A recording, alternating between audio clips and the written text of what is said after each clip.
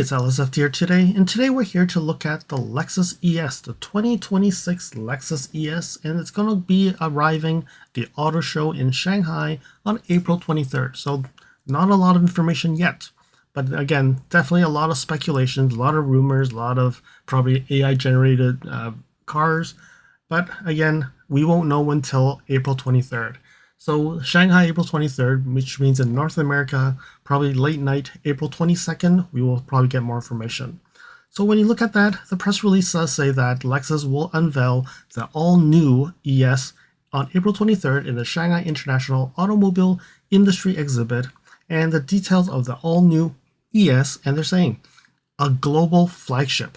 So the LS has always been the flagship sedan, but now they're saying a global flagship, which could mean that the LS is really going to be disappearing. And what they're saying is it refines advanced electrification technologies and persuades further evolution of its hallmark quietness and ride comfort. Will be announced at the press conference at the Lexus booth on April 23rd. We're going to go to different Lexus press releases. So this is China's press release. I'm going to translate this to English. And it says that the new ES, a mid to large size luxury executive sedan from Lexus, will be launched in Shanghai Auto Show. So I think the key thing here is what we see is a mid to large size luxury executive sedan. So what does that mean? That means the large sedan is going to go away. So the LS is probably going to go away with this new ES. And I think the only way for the LS to disappear is if they can actually get the ES to be a whole new level. And that's what they're saying, right? Iconic quietness and ride comfort.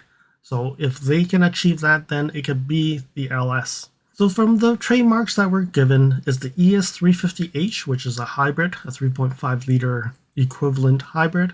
We have the 350E and the 500E.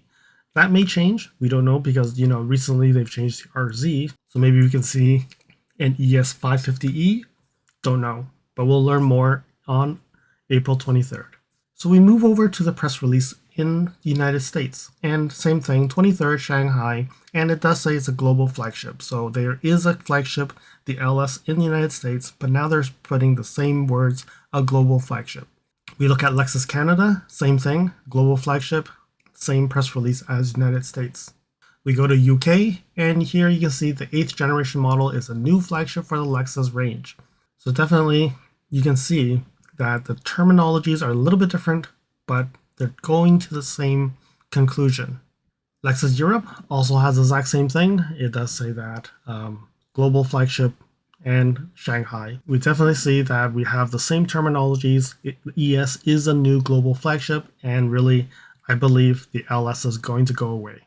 Now let's go and look at teasers, and then we'll play it once, and then we'll play it again, and then start looking at the elements that we see in the videos. Let's get to it.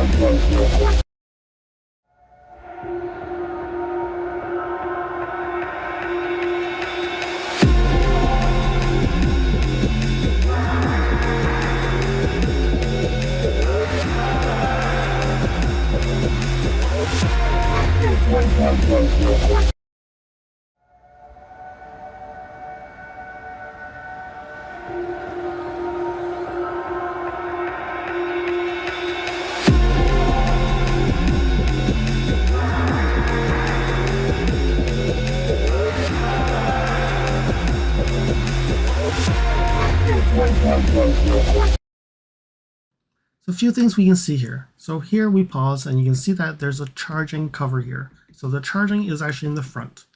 This could be a plug-in hybrid or a BEV ES that we're seeing here.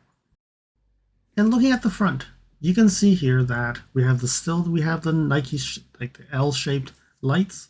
We have a module below which has like the headlights, and then when you look at it, they're very similar to the LFZC concept, just not as dramatic. And then when you look at the original ES, when we looked at it when Akio Toyoda announced about the BEVs, and you look at that image, Design-wise, it's very close. They did do some changes to like the air intake, and also the bottom area seems to be a little bit more sophisticated. And when you look at the lower part where their air intake is, there seems to be a corner light, but it's actually sticked out, which seems a little bit weird. It does create a shape of an L, but it's definitely something weird. But overall, what do you think about this? Do you think that this design is good, or do you think that it's a little bit off? Let me know in the comments below.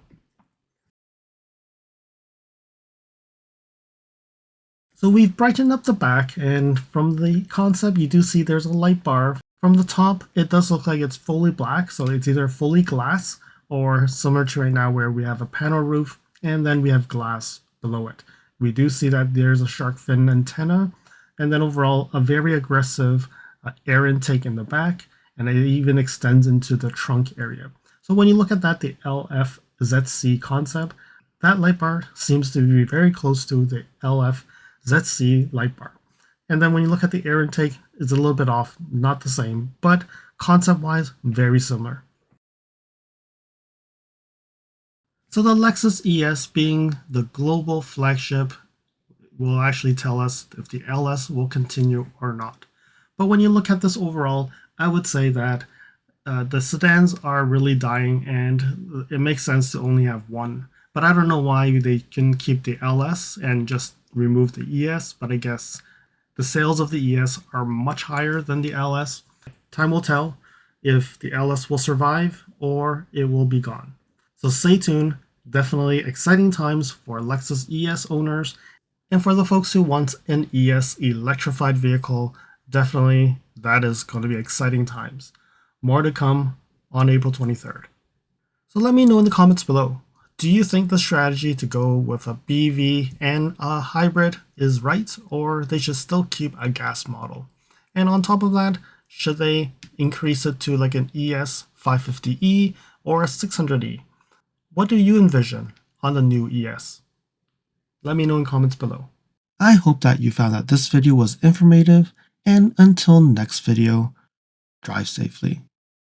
Thank you for watching. If you liked this video, please comment, like, share this video, and if you want to see more videos like this, you can subscribe to my channel and press that bell icon to get notified when new videos are posted. And if you'd like to support this channel, you can provide me a super thanks. And until next time, cheers.